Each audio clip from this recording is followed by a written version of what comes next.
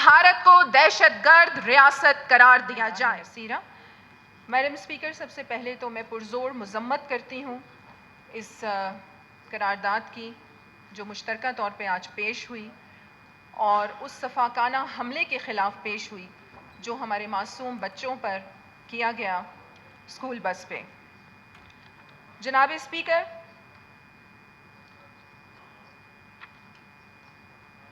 مارکہ حق آپریشن بنیان مرصوص،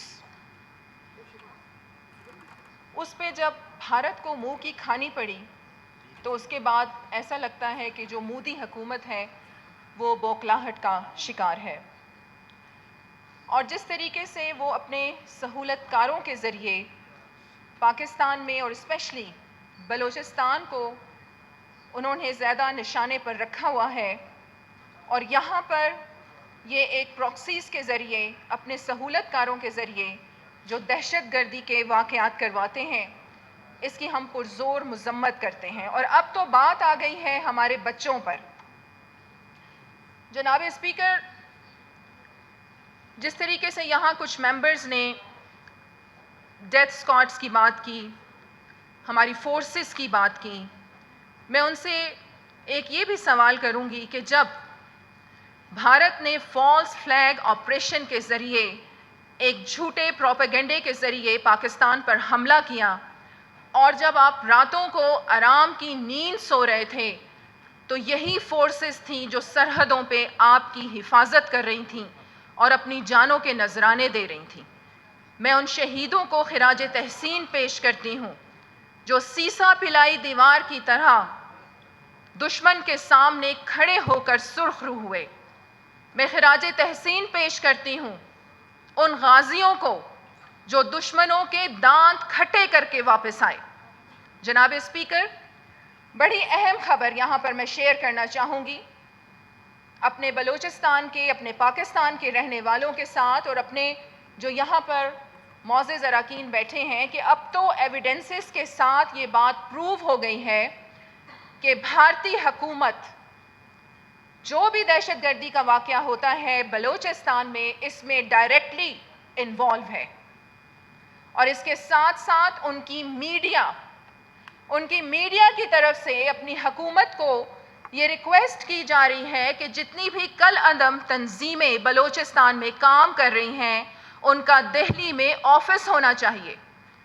تاکہ ہم صحیح طریقے سے انہیں سپورٹ کر سکیں، انہیں بلوچستان میں ایکٹیویٹ کر سکیں، اور نہ صرف وہ انہیں اکوپڈ کر رہے ہیں، وہ انہیں ٹرینڈ کر رہے ہیں، انہیں اسلحہ فراہم کر رہے ہیں، بلکہ اس کے ساتھ ساتھ ان کے علاج معالجے کا خرچ بھی برداشت کر رہے ہیں۔ بلکہ بہت سے ایسے ایویڈنسز موجود ہیں کہ ان سہولت کاروں کو علاج معالجے کے سلسلے میں بھارت میں رکھا جاتا ہے اور ان کا پراپرلی علاج ہوتا ہے۔ جناب اسپیکر، جعفر ایکسپریس کا واقعہ یہاں پر ہوتا ہے، اسکول بس پہ یہ سفاکانہ حملہ ہوتا ہے اور فوراً نیوز بریک کی جاتی ہے بھارتی میڈیا پر۔ میں یہاں خراج تحسین پیش کرتی ہوں اپنی میڈیا کو بھی کہ جس طریقے سے جنگ کے دنوں میں انہوں نے تمام دنیا کو بھارت کا مکروہ چہرہ دکھایا، اور شرم آنی چاہیے بھارتی میڈیا کو، بکاؤ میڈیا کو، کہ جس طریقے سے وہ جھوٹا پروپیگنڈا کرتے رہے اپنے میڈیا چینلز پر، اور پوری دنیا کو اپنے اس جھوٹے پروپیگنڈے کے ذریعے جھوٹی خبریں دیتے رہے۔ جناب اسپیکر، جو اتحاد، جو ایمان، جو جذبہ اب چند دن پہلے ہماری پاکستانی عوام میں ہم سب نے دیکھا، پوری دنیا نے دیکھا، وہی اتحاد، وہی ایمان اور وہی جذبہ ہمیں چاہیے کہ ہم اس دہشت گردی کے ناسور کو جڑ سے اکھاڑ کر پھینکیں، اور یہ ایوان اپنی حکومت سے، اپنی فورسز سے، اپنے سٹیک ہولڈرز سے یہ ریکویسٹ کرتا ہے کہ پوری عوام، چند غداروں کو چھوڑ کے پوری بلوچستان کی عوام آپ کے ساتھ ہے، کیونکہ بات اب ہمارے معصوم بچوں تک پہنچ چکی ہے۔ آپریشن کلین اپ کے ذریعے ان دہشت گردوں کا سر کچلنا چاہیے۔ اس کے ساتھ ساتھ جناب اسپیکر، ہمیں عملی اقدامات کرنے کی ضرورت ہے۔ نہ صرف ہم اس ایوان میں